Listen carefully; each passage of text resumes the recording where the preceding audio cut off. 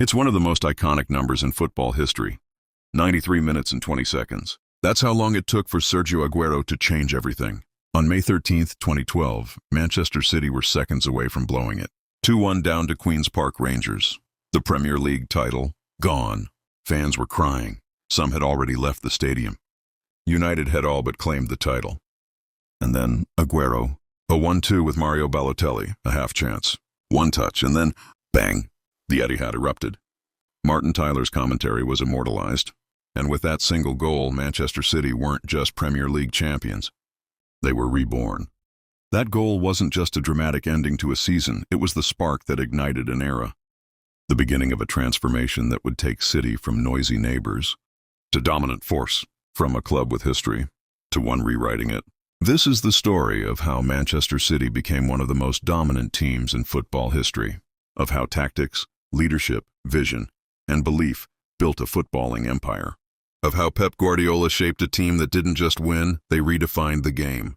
Part 2, the roots of Manchester City. To understand the city of today, you have to look at the city of the past. Manchester City was founded in 1880 as St. Mark's, eventually becoming Manchester City in 1894.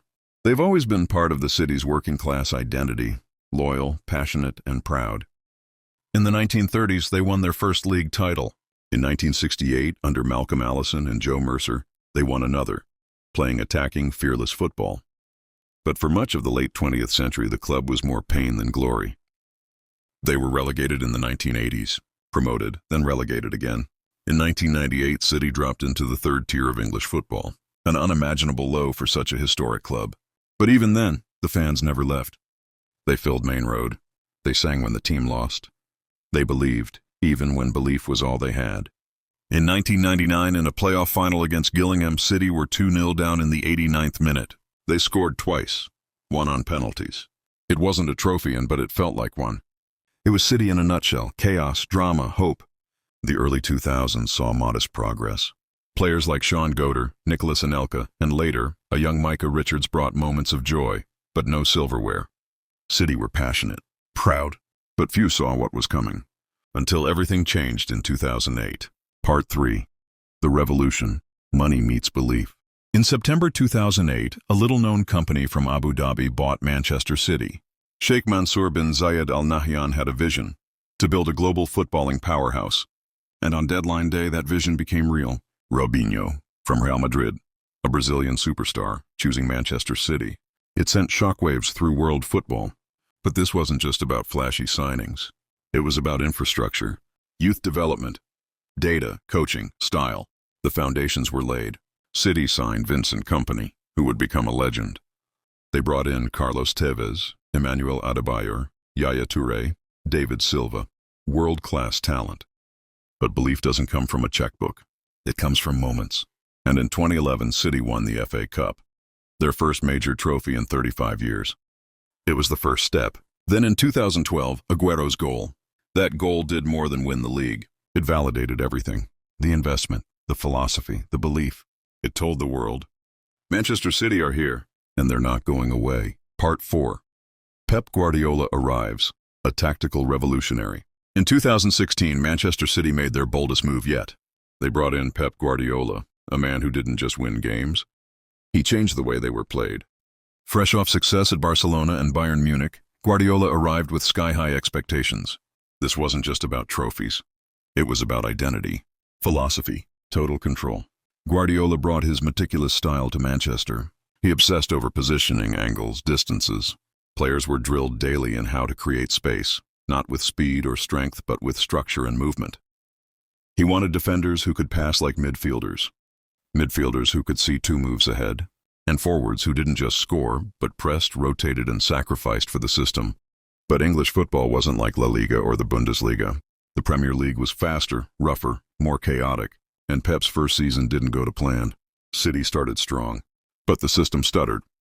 Claudio Bravo, the ball-playing keeper, struggled with crosses and long shots. The defense looked vulnerable.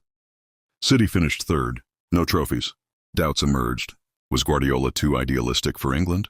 Could his style survive the Premier League's pace and physicality? But Pep didn't panic. He adapted. And that's when everything changed. Part 5.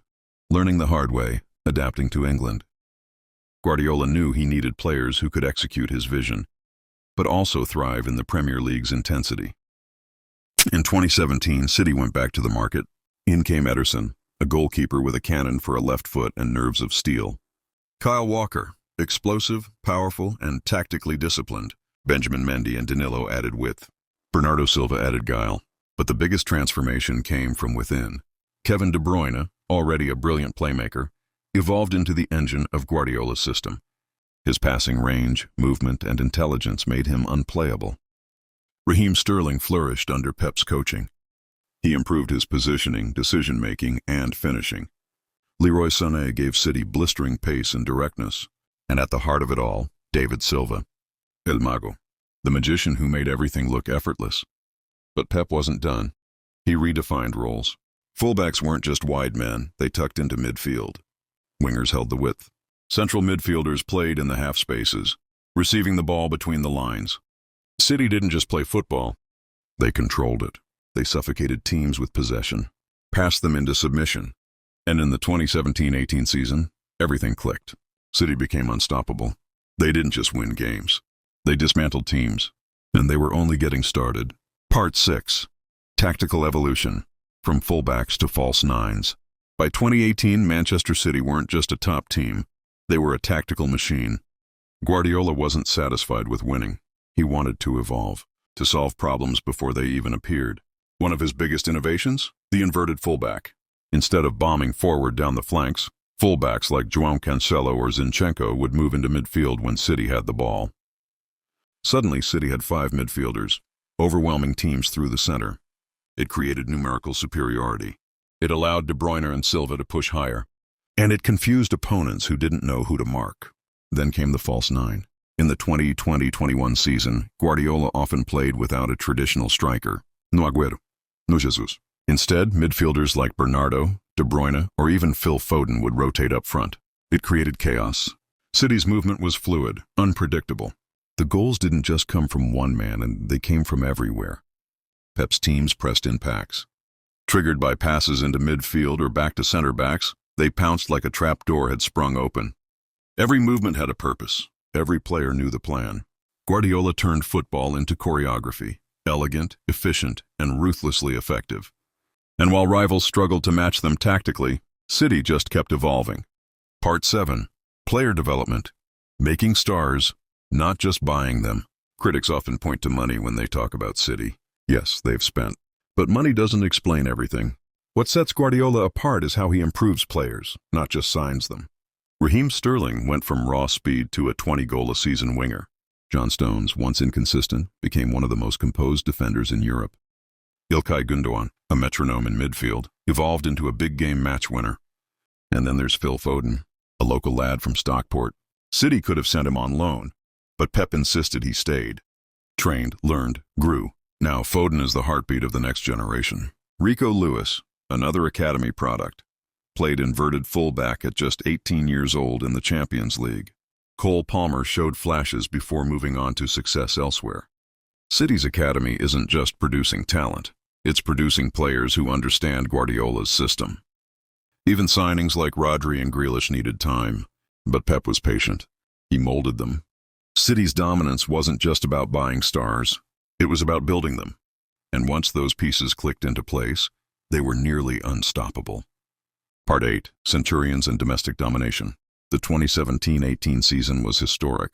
Manchester City finished with 100 points, the first team in Premier League history to reach that mark. They scored 106 goals, won 32 games, and finished 19 points ahead of second place. They were dubbed the Centurions, but they didn't stop. In 2018-19, they went head-to-head with Jurgen Klopp's Liverpool in one of the greatest title races ever. City won 14 league games in a row to end the season. They finished on 98 points, just one ahead of Liverpool. Back-to-back titles, back-to-back excellence.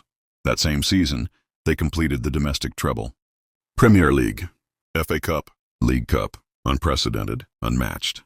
Under Guardiola, City didn't just win, they raised the standard of English football. 4 Premier League titles in 5 years. Over 100 points. Multiple trophies. Countless memories. Manchester City had conquered English football, but as dominant as they were at home, one mountain still remained. The Champions League. That is a story for another time. Thanks for watching. If you enjoyed this 8-part journey through Manchester City's rise, don't forget to like, subscribe, and let us know which moment stood out to you most.